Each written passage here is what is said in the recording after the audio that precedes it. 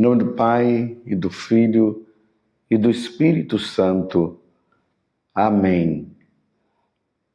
Naquele tempo, quando as multidões se reuniram em grande quantidade, Jesus começou a dizer: esta geração é uma geração má. Ela busca um sinal, mas nenhum sinal lhe será dado, a não ser o sinal de Jonas. Com efeito, assim como Jonas foi um sinal para os ninivitas, assim também será o Filho do Homem para esta geração.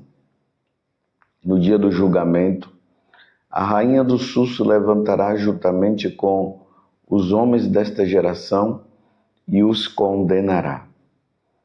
Porque ela veio de uma terra distante para ouvir a sabedoria de Salomão. E aqui está quem é maior do que Salomão. No dia do julgamento, os ninivitas se levantarão juntamente com esta geração e a condenarão. Porque eles se converteram quando ouviram a pregação de Jonas. E aqui está quem é maior do que Jonas. Palavra da salvação. Glória a vós, Senhor. Meus irmãos e minhas irmãs, estamos nesse tempo de Quaresma, que é um tempo de conversão. Não é um tempo somente de ficar fazendo aí penitência aqui e acolá. Tem muita gente, infelizmente, que faz penitência, mas não muda de vida. Então, de que adianta tantas penitências se não muda de vida? A penitência, ela precisa nos levar à conversão. Então, nós estamos no tempo de conversão, de revisão de vida. A igreja nos convoca para esse grande retiro, para nós avaliarmos como é que eu estou com Deus, como estou comigo mesmo, como eu estou com os meus irmãos. Será que a minha vida ela é agradável a Deus? Será que a minha vida me levaria para o céu ou para a condenação eterna? No Evangelho de hoje há um grande lamento de Jesus. Evangelho de Lucas, capítulo 11, do versículo 29 a 32. Jesus começa a questionar. Esta geração é uma geração má. Ela busca um sinal, mas nenhum sinal lhe será dado, a não ser o sinal de Jonas. Lembremos que nós estamos no ano de 2024. Quando Jesus falou isso aqui, foi lá no passado, bem no início ali do cristianismo. Jesus agora, ele começa a pregar, ele começa a perceber realmente que o povo não queria mudar. As autoridades religiosas do tempo de Jesus estavam com o coração endurecido. Então eles estavam atrás de Jesus justamente para pegar Jesus em alguma situação, porque eles estavam determinados a matar Jesus. Então agora eles vêm desafiando nosso Senhor, dizendo, então nos dê um sinal. Meus irmãos, Jesus já tinha feito tantos sinais. Sinal aqui significa também milagres. Quantos milagres Jesus tinha feito? Nós vimos durante esses dias, multiplicação dos pães. Lembremos que Jesus andou sobre as águas. Jesus ressuscitou pessoas que estavam mortas. E eles estavam ainda querendo um sinal. Então Jesus agora diz que essa geração é má. É uma geração má. Ela busca um sinal, mas não será dado um outro sinal, a não ser o sinal de Jonas. Aí Jesus volta lá para o Antigo Testamento para mostrar duas pessoas que, com as suas ações, acabaram se convertendo. A primeira foi Jonas. Hoje na liturgia, você pode ver lá, a primeira leitura é Jonas, capítulo 3, do versículo 1 até o 10º, que vai justamente acontecer a conversão do povo da cidade de Nínive. Os ninivitas estavam levando uma vida totalmente errada. O rei estava longe, longe, longe de Deus. E se o rei estava longe de Deus, os seus súditos também. Então aí Deus convoca Jonas. Diz: levanta-te e põe-te a caminho da grande cidade de Nínive e anuncia-lhe a mensagem que eu te vou confiar. Nós sabemos, né, que Jonas teve toda aquela problemática, acabou querendo fugir e tudo, mas aqui não vamos levar em conta isso. Vamos levar em conta que Jonas foi. E o conteúdo da pregação que o Senhor pediu para ele foi essa: ainda 40 dias e Nínive será destruída. Estão vendo? Que pregação, meus irmãos. Imagina, você chega lá na cidade, essa cidade tão grande como está falando aqui, e ele proclama: ainda 40 dias e Nínive será destruída. Interessante que nos tempos de hoje, as pessoas elas já iam dizer: não, isso aqui é coisa de calamidade, Deus não é assim, e desculpa daqui, desculpa de lá.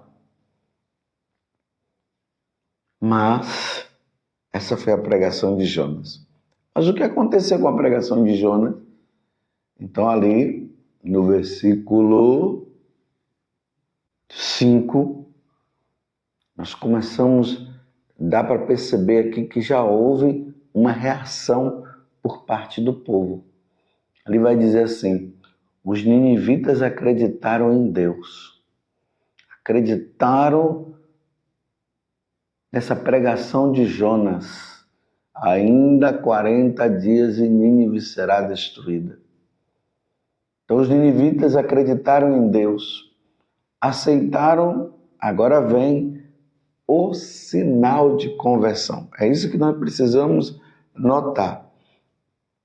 A penitência é feita porque há um desejo de conversão da pessoa, há um desejo de mudança.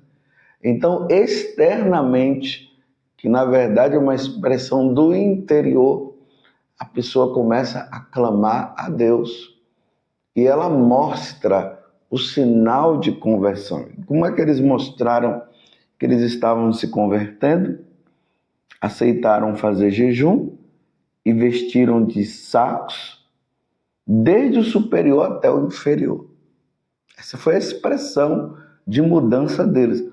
Estão entendendo? Não é fazer uma penitência: eu vou dormir no chão só nesses 40 dias só para uma prática.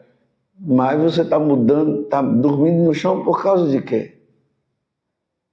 Por que você está deixando de comer determinado doce? Por que você está se alimentando menos? Tem que haver um propósito. E o propósito é esse: Senhor, eu estou pecando. Eu estou numa vida de pecado. E eu vou dormir no chão. Eu vou tomar banho frio. Porque eu não quero, Senhor, dar mais razão de te ofender. Essa é a intenção. Então, a pregação de Jonas levou o povo a fazer todas essas coisas. Aí no versículo 6 diz: a pregação chegara aos ouvidos do rei. Tá vendo? Começou pelo povo e agora foi para o rei. Ele levantou-se do trono e pôs-se de lado o manto real. Aí vem agora o sinal de conversão também do rei. Aí aqui diz assim: vestiu-se de saco e sentou-se em cima de cinza. Porque ainda 40 dias e Nínive será destruída. Nínive vai ser destruída. Então nós precisamos mudar. Então o rei vestiu-se de saco, sentou-se em cima de cinza.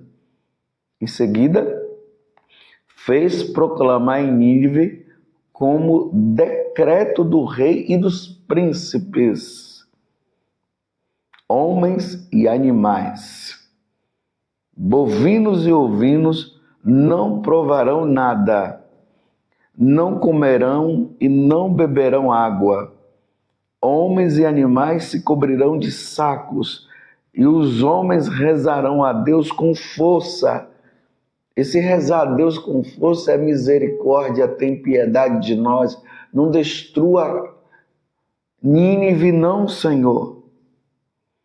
E cada um, agora olha o propósito também, a penitência que vem acompanhada também de uma ação. Cada um deve afastar-se do mau caminho e de suas práticas perversas. Isso é conversão, meus irmãos, tá vendo? Isso é mudança de vida. Não é somente fazer a penitência e continua fazendo coisas erradas.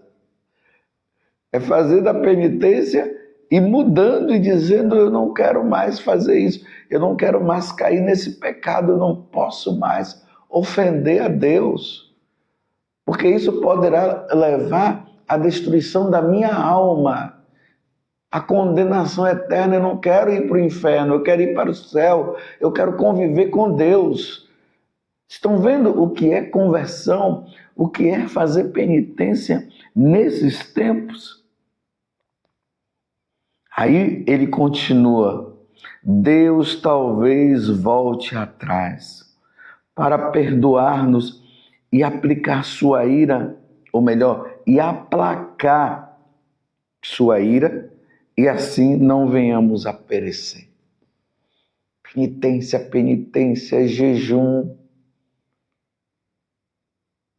Porque diante da vida que eu estou levando, aí você pode rever a sua vida e eu também. Você está no adultério, você está no roubo, não vai à missa. O que você está fazendo? Está querendo o mal de alguém, não perdoa o outro. Então, aí se faz essa penitência, dizendo: Senhor, não quero mais viver isso. Provavelmente eu fazendo isso, é o que o rei diz, Deus talvez volte atrás para perdoar-nos e aplacar sua ira, e assim não venhamos a perecer. Vendo Deus as obras, as suas obras de conversão, tá vendo? Obras de conversão, meus irmãos. Obras de mudança de vida. Porque diante de um coração convertido, Deus amolece o coração. Claro, não estou dizendo que Deus está com o coração endurecido, mas é só para nós entendermos, né? Aí Deus fica com compaixão diante dessa humilhação, porque fazer penitência, meus irmãos, é humilhação. É se humilhar diante de Deus. Vendo Deus as suas obras de conversão, e que os ninivitas se afastavam do mau caminho, compadeceu-se, tá vendo? E suspendeu o mal que tinha ameaçado fazer-lhes e não o fez. Então, a vida de pecado nossa nos leva à condenação eterna. O desejo de mudar, junto com as penitências, isso nos leva a fazer com que Deus que poderia, porque o nosso caminho, com as nossas maldades, com os nossos erros, nos levaria ao inferno, aí Deus vai dizer, como Jesus nos ensina: vinde, bendito de meu Pai. Foi assim que aconteceu com os ninivitas. O segundo momento que Jesus fala é da rainha de Sabá. Eu recomendo vocês depois a ver lá no segundo livro das Crônicas, capítulo 9, do versículo 1 até o 12º, que ali vai falar justamente da rainha de Sabá, que era a rainha lá da Etiópia, que ela ouviu falar da fama de Salomão. Salomão tinha uma sabedoria muito grande, então ela foi desafiar Salomão, ela foi ao encontro de Salomão, levando enigmas para ver se Salomão conseguia decifrar, e ela ficou admirada. Ela ficou admirada porque ela viu realmente que Salomão era um homem sábio, e ela percebeu que essa sabedoria de Salomão não era uma sabedoria humana, não, ela vinha de Deus. E na admiração, ela vendo Salomão com tantas coisas, porque o rei Salomão, ela se converteu, ela mudou de vida. Então, diante desses dois personagens, Jesus agora diz que nessa geração má, agora trazendo para nós, não vai ser dado mais sinal, não. O sinal são essas duas pessoas. Mas muito mais do que essas duas pessoas, o sinal é o próprio Jesus Cristo. Se com a pregação de Jonas, os ninivitas mudaram de vida, e com a sabedoria de Salomão, a rainha de Sabá, que era uma pagã, ela se converteu, então Jesus está dizendo assim: olha, eu sou maior do que esses dois. Olhem para mim, eu sou Deus, eu vim do céu, eu sou a segunda pessoa da Santíssima Trindade. Eu tenho falado, eu tenho mostrado, e vocês não querem se converter? Aí Jesus agora fala uma coisa que é importantíssima para os nossos tempos. Jesus está falando do julgamento. Aí ele diz que os ninivitas, com a conversão dele, irão nos condenar se nós não nos convertermos. E a rainha de Sabá, que se converteu também, no dia do julgamento, ela vai nos julgar por nós não querermos mudar de vida. Vamos mudar de vida, meus irmãos. Agora, olhemos para a igreja e olhemos para o mundo. Antigamente, os pagãos, eles se convertiam, eram batizados e se tornavam cristãos. Era assim que acontecia. Nessa nossa geração, está acontecendo um fenômeno que é contrário. Os convertidos, ou seja, aqueles que são católicos, estão se tornando pagãos.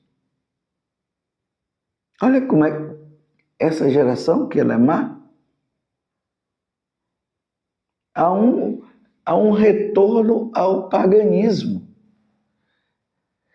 E a coisa está tão séria que esses dias eu estava pensando, disse: meu Deus do céu, que situação séria, que agora estão desafiando Deus. Há um desafio. Recentemente aí no carnaval, só estou falando porque repercutiu-se na internet, viralizou, como o pessoal fala hoje, né? Aquela cantora que ficou desafiando Deus, falando lá do Apocalipse. Vem um ser humano desafiando Deus. E depois parece que vê ali um sinal, né? o trio elétrico quase que virou e quase que o trio elétrico pegava fogo, alguma coisa assim. Mas diante daquela situação, veja o que aconteceu. Uma outra coisa que muito me preocupou, os meus irmãos no sacerdócio, no carnaval, meu Deus do céu. O que é que nós estamos perdendo tanto tempo aqui? Vejam só, eu não estou falando isso para dizer que eu sou melhor, eu sou até pior. Não sou melhor do que nenhum padre, não. Mas é uma coisa meio fora de mão. Sacerdotes em escola de samba, dançando, sambando com aquelas mulheres seminuas ou até nuas e dizendo que isso é um divertimento. E aí eu amplio os católicos entrando numa situação dessa, dizendo que é divertimento. Nós não podemos nos divertir de uma forma diferente, mas precisamos entrar no paganismo, no mundão. Se pelo menos fosse lá para pregar o evangelho como Jonas, né? Olha, Rio de Janeiro, São Paulo, Bahia, Rio Grande do Sul. Olha, se vocês não mudarem de vida, essas cidades serão destruídas, essas capitais serão destruídas. Estão entendendo? Mas não, é para entrar na gandaia, é para estar lá, é para beber, é para... Meu Deus do céu, que situação difícil. E Jesus está dizendo que seremos julgados. Vamos mudar de vida, meus irmãos. Aproveitemos essa quaresma, sejamos santos, vamos largar o pecado e vamos viver a santidade. Ó Virgem Santíssima, não permitais que eu viva e nem morra em pecado mortal. Em pecado mortal eu não hei de morrer, porque a Virgem Santíssima há de me valer. Valei-me, Virgem Santíssima. Louvado seja nosso Senhor Jesus Cristo, para sempre seja louvado, e a sua mãe, Maria Santíssima.